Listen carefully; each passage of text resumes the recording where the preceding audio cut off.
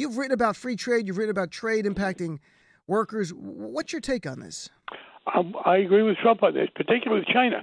I think the broader tariff thing on steel, there's a calculation there, and we American workers, manufacturers, they use more steel in making cars and other things than they make steel. So there's a balance there.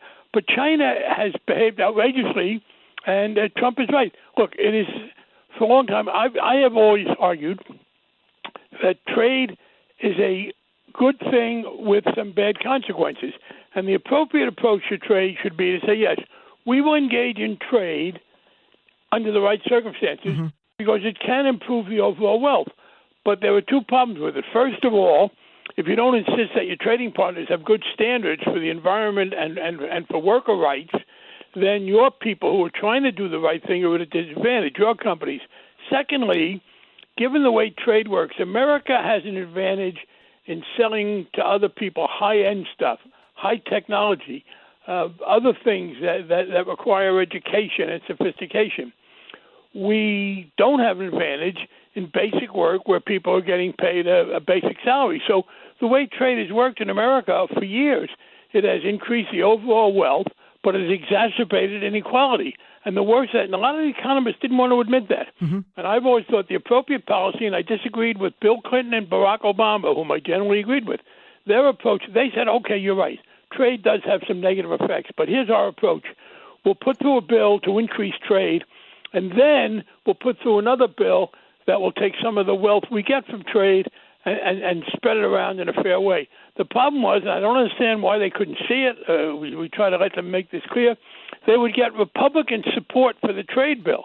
But then when it came to trying to pass laws that strengthened unions, that raised minimum wage, that did other things to protect the workers who were getting hurt by trade, the Republicans, of course, weren't there.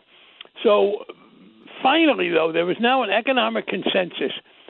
The worst thing we have done in trade, it's worse than NAFTA, worse than any other issue.